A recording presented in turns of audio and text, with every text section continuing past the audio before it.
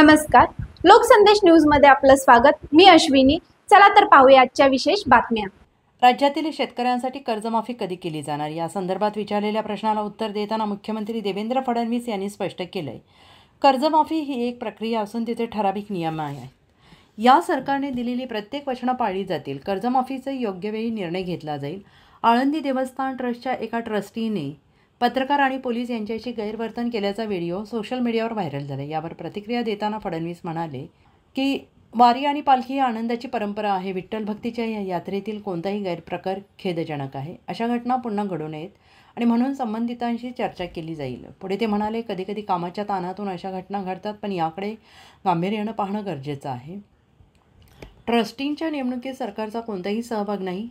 फडणवीस यांचे स्पष्टीकरण, देवस्थान ट्रस्टमधील ट्रस्ट्यांची नेमणूक सरकारद्वारे केली जात नाही। या सर्व नेमणुका न्यायिक अधिकाऱ्यांच्या माध्यमातून केल्या जातात, असंही फडणवीस यांनी स्पष्ट केलं आहे। लोकसंदेसाठी पुणे जिल्हा प्रमुख पारस मुथा यांचा रिपोर्ट। अनेक नेत्यांनी शब्द दिला होता। मी या संदर्भात अतिशय सविस्तर सांगितलेलं आहे।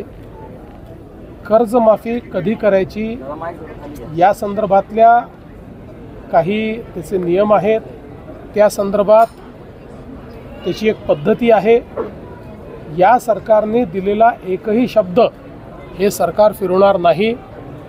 उचित वेळी, योग्य वेळी हा निर्णय देखील राज्य सरकार निश्चितपणे घेईल। तुम्ही रात्री पालखीचं दर्शन घेतलेलं आहे, मात्र तुम्ही येण्यापूर्वी माध्यम प्रतिनिधी तिथं वृत्तांकनासाठी गेले होते। त्यावेळेस आळंदी देवस्थानच्या ट्रस्टींनं मुजोरी केल्याचं पाहायला मिळालं। वार्तांकन करण्यासाठी गेलेल्या पत्रकारांना दमदाटी केली आणि पोलीस अधिकाऱ्यांना देखील दमदाटी केल्याचा आता व्हिडिओ समाज माध्यमांवर व्हायरल होतो। कासरेकरांची दादागिरी दिसते सर याच्यामध्ये। मला असं वाटतं की खरं म्हणजे आमच्या वारीचा आणि पालखीचा जो काही मूळ तत्व आहे, मूळ अर्थ आहे, ते आनंददायी अशा प्रकारचं तत्व आहे। ही आनंदाची पालखी आहे। विठुरायाकडे आनंद साजरा करत आपण जात असतो। त्यामुळे अशा प्रकारची घटना घडली असेल तर ती भविष्यात घडू नये अशा प्रकारचा प्रयत्न केला पाहिजे। त्याकरता संबंधितांशी आम्ही देखील चर्चा करू। अनेक वेळा स्ट्रेसमध्ये, टेन्शनमध्ये अशा प्रकारच्या गोष्टी घडतात, पण त्या घडू नयेत। त्यामुळे आपणही मनावर घेऊ नका, पुढे घडू नयेत अशा प्रकारचा प्रयत्न आम्ही देखील त्या संदर्भात करू। सर, पण अशा संस्थांवर माणसं नेमताना किमान काय जुन्या काळात काही निकष होते?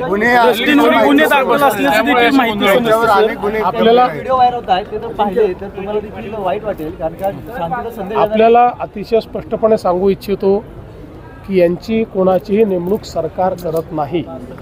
ही सगळी नेमणूक ही ज्युडिशियल ऑफिसर्सच्या माध्यमातून त्या ठिकाणी होते। त्याची नेमणूक ही सरकारच्या माध्यमातून केली जात नाही। अशाच विशेष घडामोडींसाठी आमच्या YouTube चॅनलला सबस्क्राइब करा, फेसबुकला लाईक करा आणि इन्स्टाला फॉलो करा।